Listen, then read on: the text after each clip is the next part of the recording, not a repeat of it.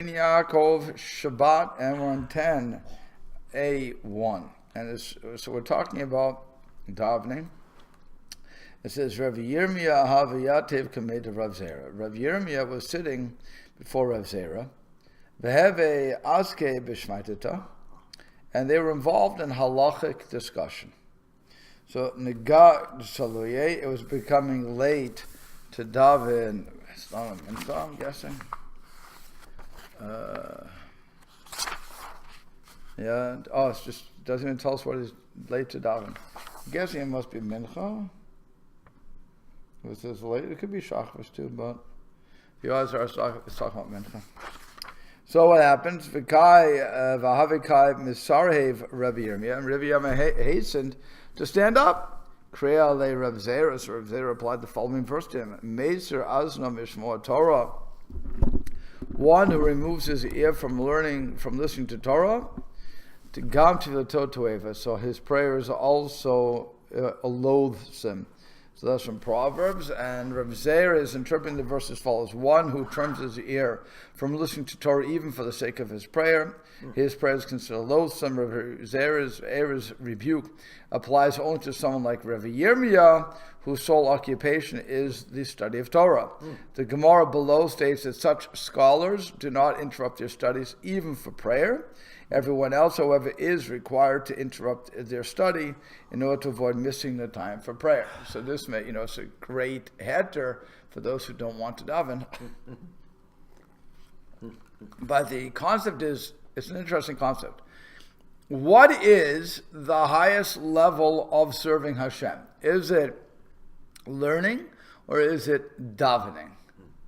Davening is petition to God. I'm getting close to Hashem. I'm having my relationship and so on and so forth, fine. But what the Gemara is saying is, if I am, the highest level is not prayer, but learning. That's the highest level. Because I'm getting to understand God. In one way, I'm connecting to God. In prayer, I just connect to Hashem, but I see Him as the omniscient, omnipotent, so on and so forth. So that is, and I'm always asking something. When it comes to learning, I become part of the creative process. You're learning for the sake of learning. Right. So now I become part of the creative process, because through those cases I can create a reality. So I'm with a Borei Olam, if you will.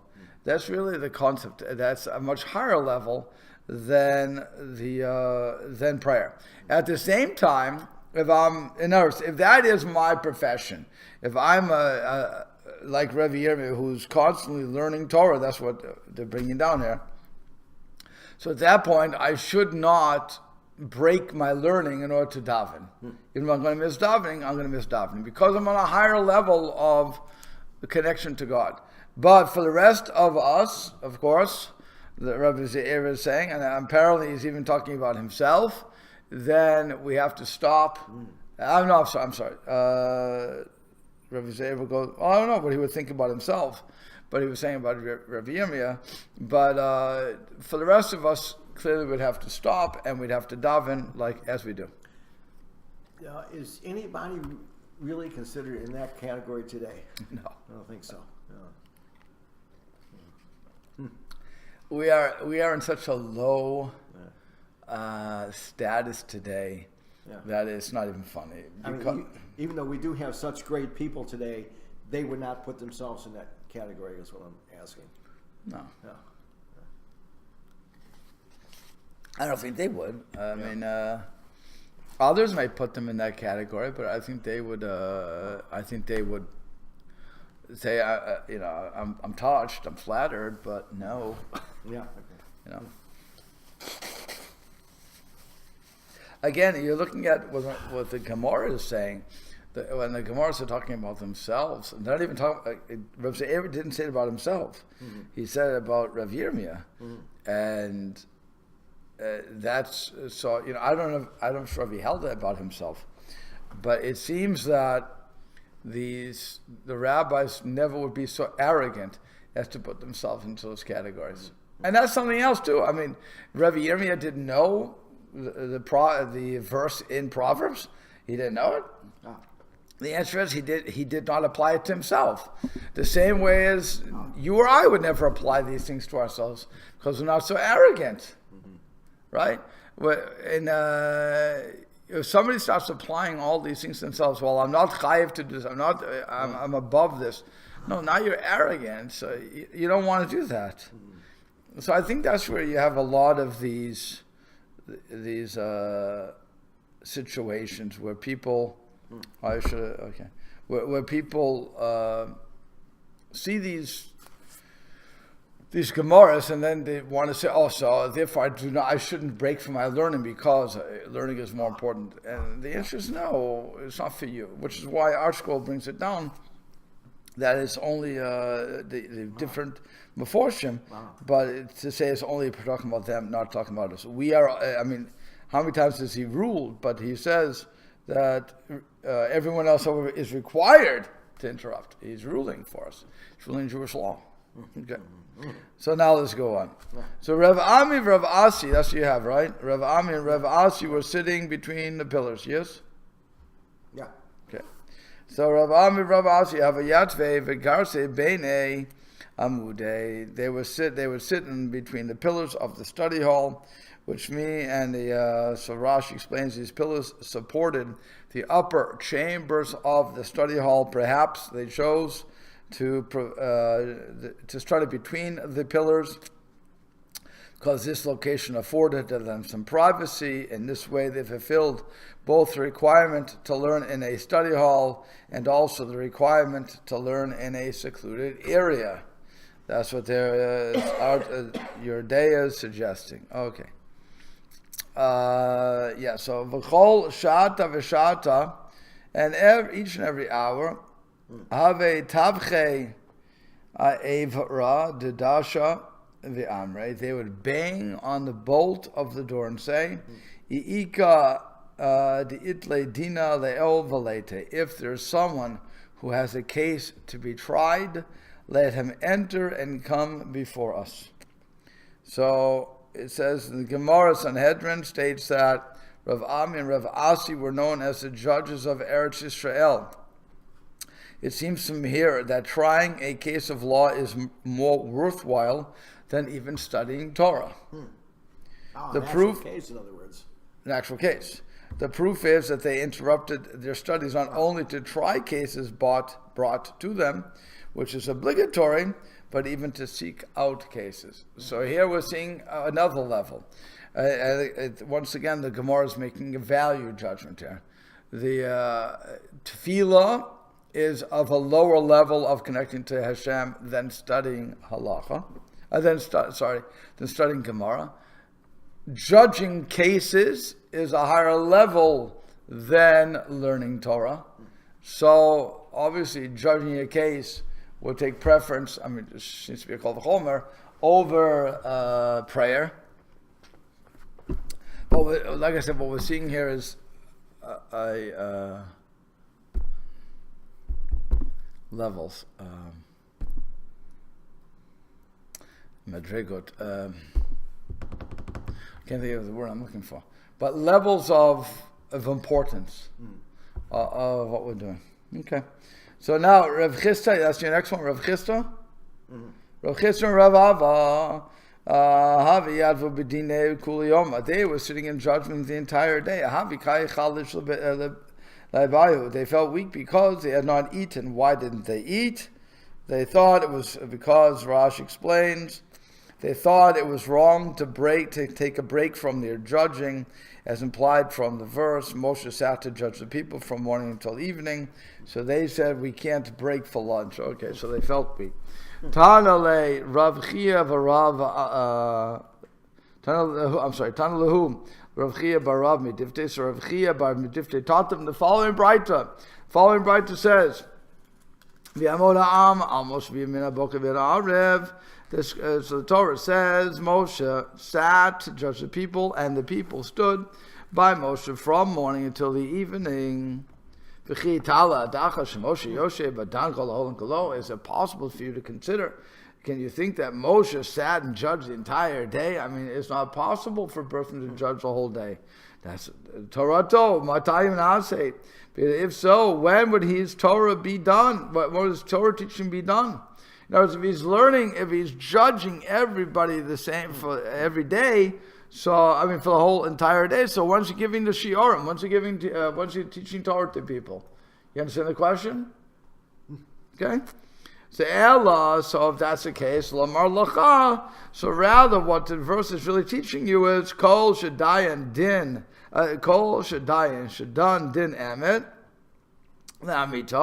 Any judge who renders a judgment that is absolutely true, even if he sits in judgment for only 1 hour, in other words, for a short. This is a Gemara. When the Gemara says Sha'a Achat, it doesn't really mean literally 60-minute hours. It can mean a short while. By the way, when you're saying this, just to bring something else up before, it says that the Hasidim Rishonim used to stay Shmona Esrei for Sha'achat before, Sha'achat after, so on and so forth. Does it really mean 1 hour? No, it means a time. There was a time that they would sit. So it wasn't literally 9 hours of tefillah, 1 hour in, and then an hour in tefillah, and then an hour out. It could have just meant a Sha'achat, a short time. So that's interesting too.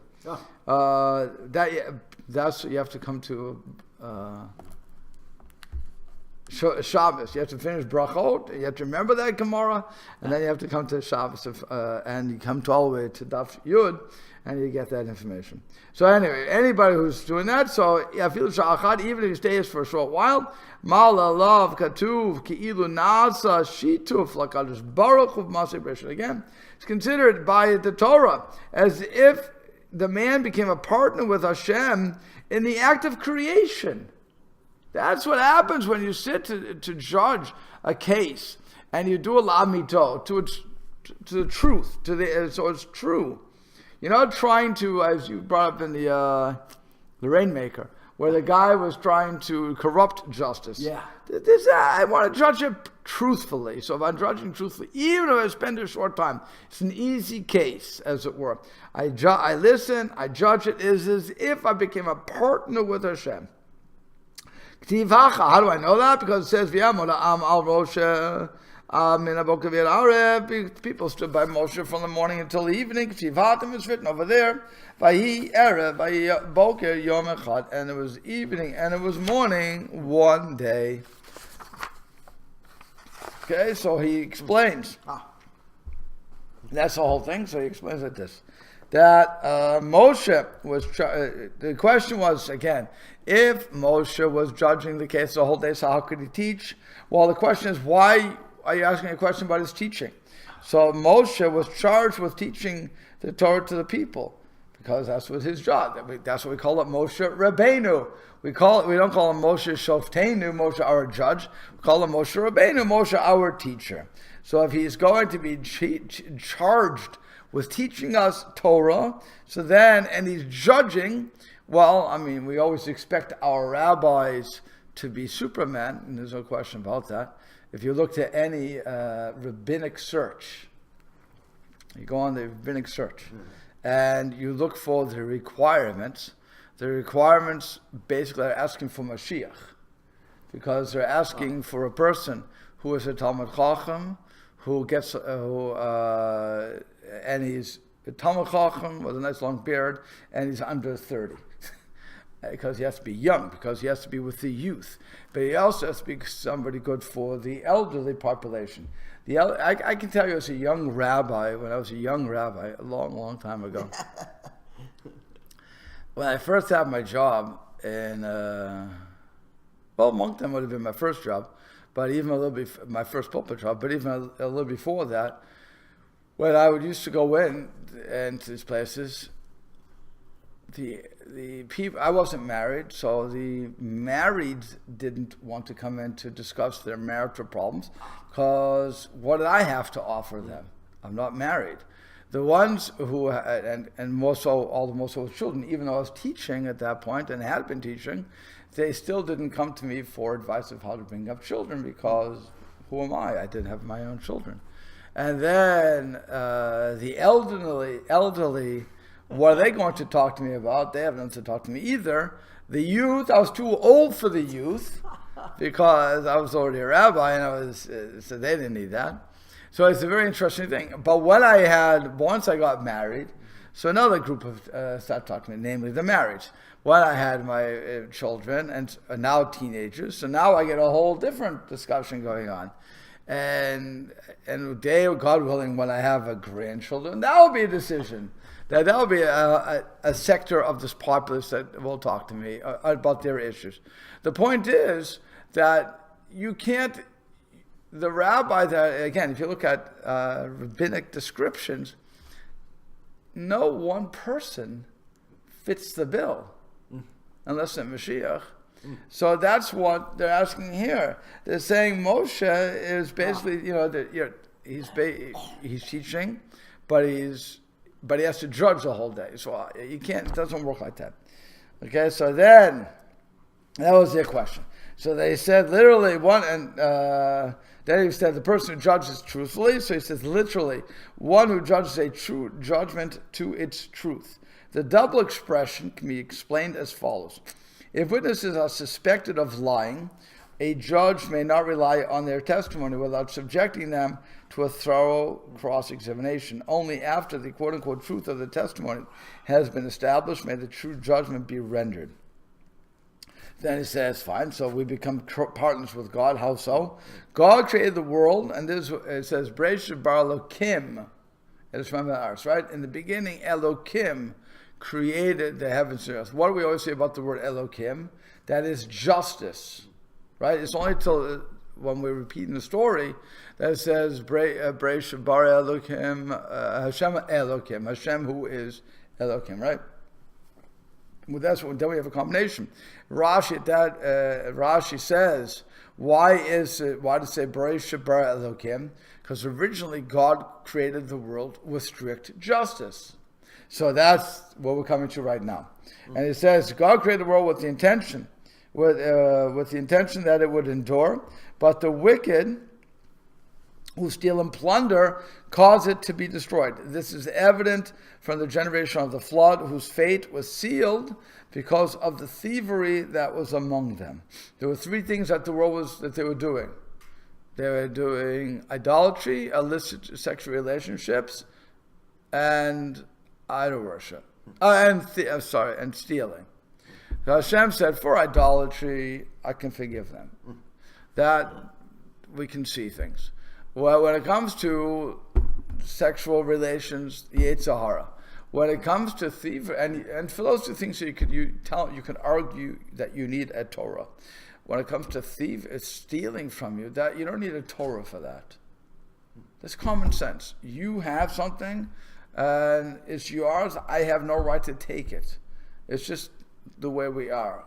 Think of a little kid, and the sandbox is his. It's nobody else's. Until we finally teach him to share, but it's still his. Okay, so it's only common sense to say that I don't need a Torah for that. So when people were stealing from each other, Hashem said that's too much. That went too far. So thus a judge who thwarts the efforts of thieves by accurately determining the ownership of stolen property contributes to the world's continued existence. In this sense, a judge who renders a correct verdict is a partner with Hashem in the act of creation. So that's why, again, it starts with Bereshit bara Elokim. Hashem Elokim created the world. And now when what do they call judges? Elokim. Well, Elohim, really. They call judge Elohim, which is the word for the power of judgment. And that's why it says you should sit among the judges, and uses the word Elohim in the Torah. So therefore, we are considered the partnership. Okay, and then it says that he would stand from morning till day, and so we said one day. It was morning, one full day.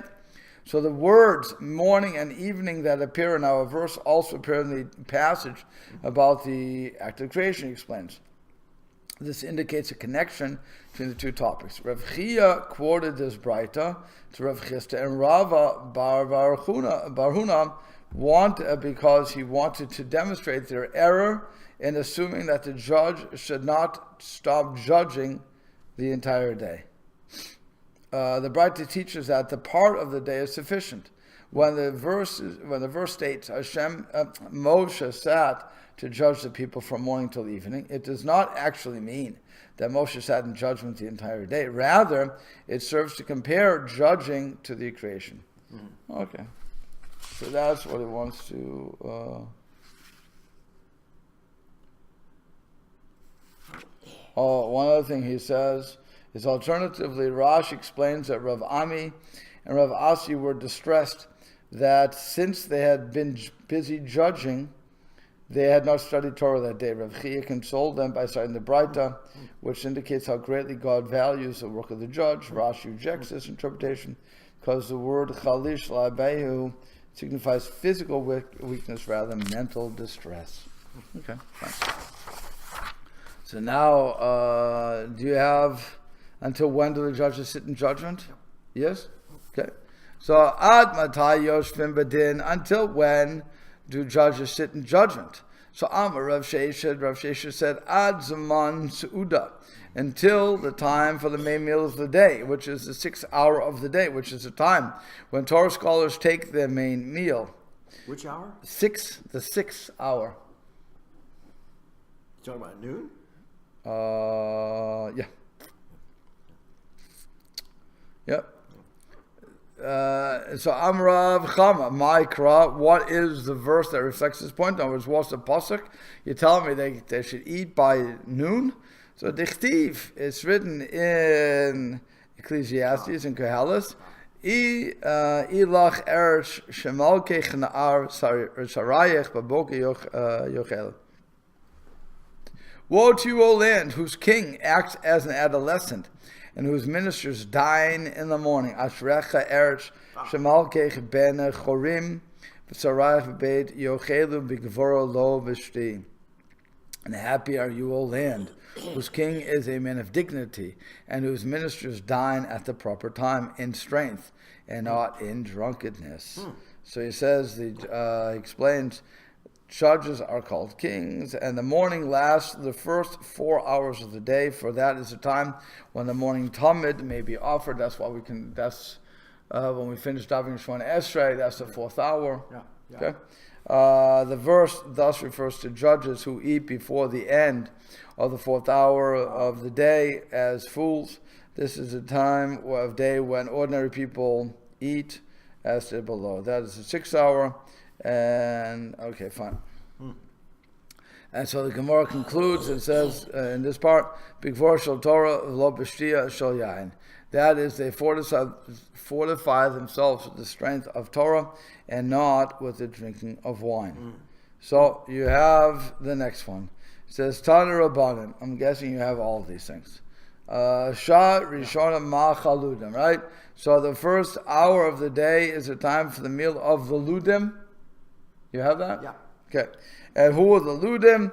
They were a certain cannibalistic tribe.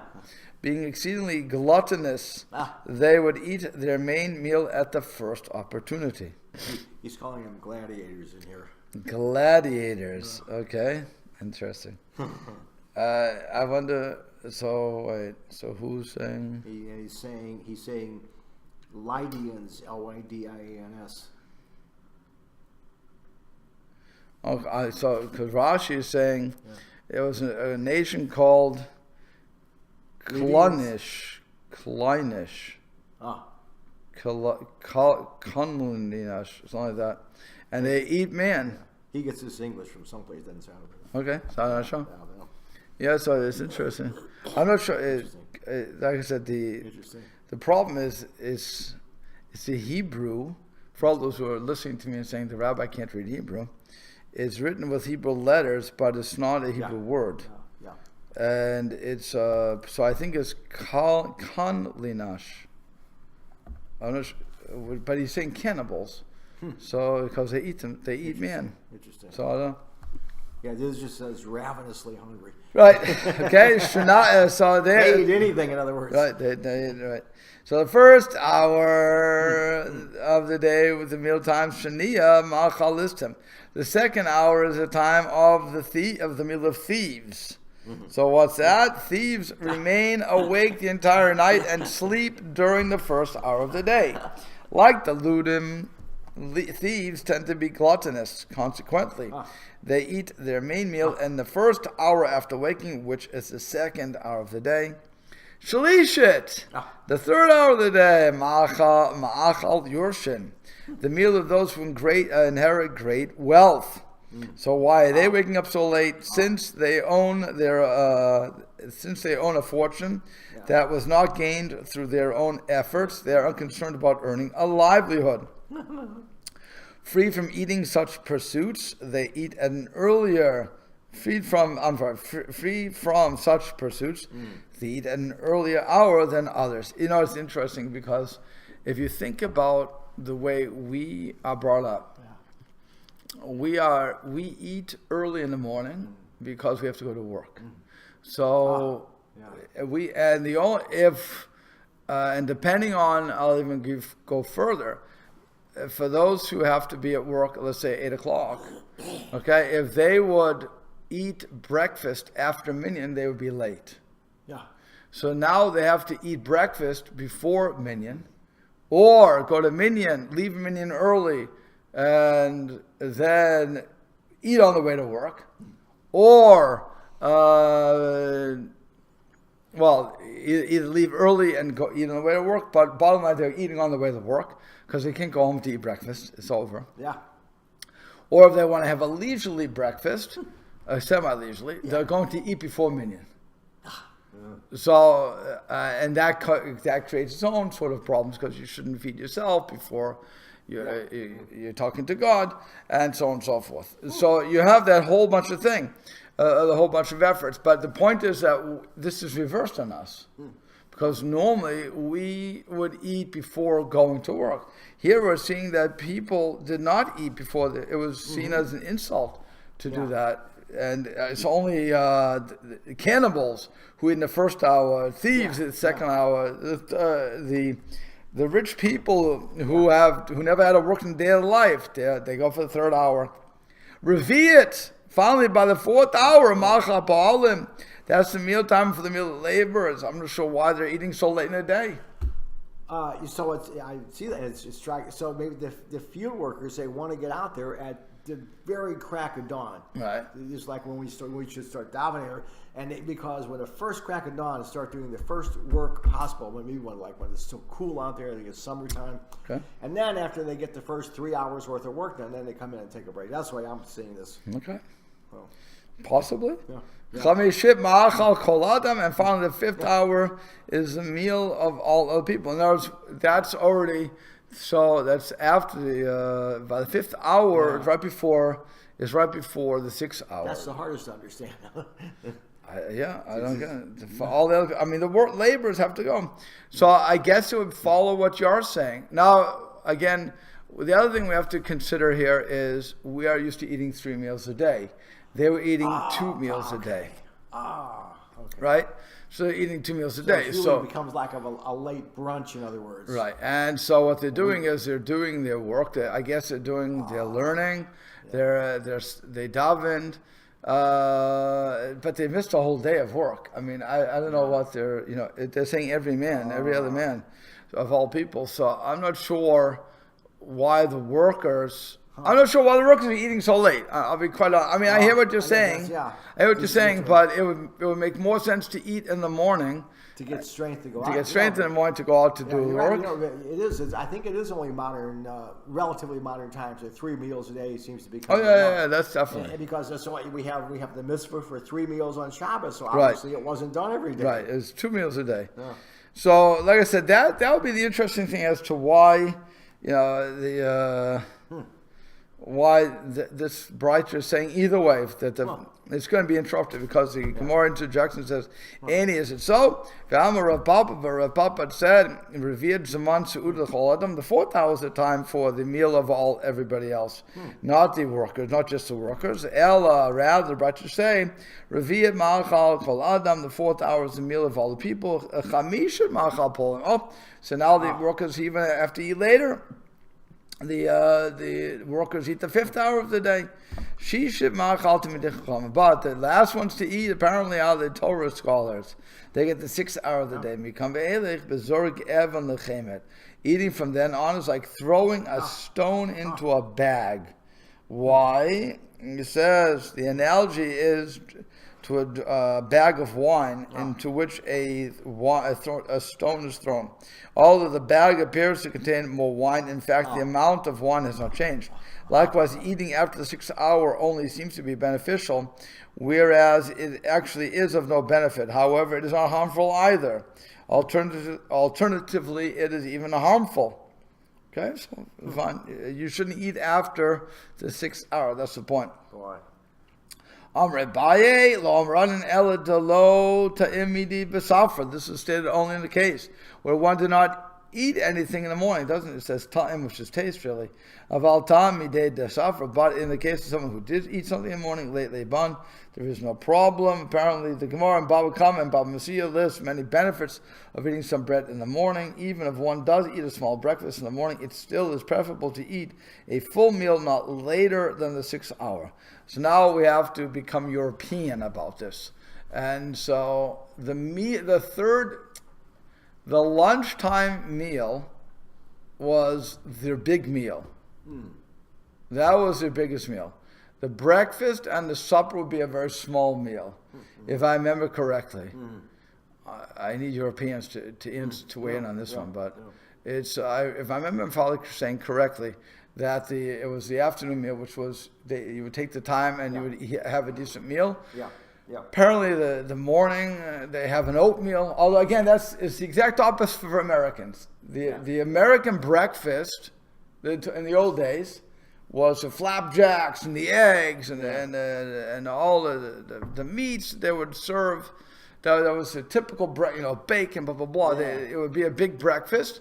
Lunch would be less, but supper would again be a major meal. So we had a couple of major meals here.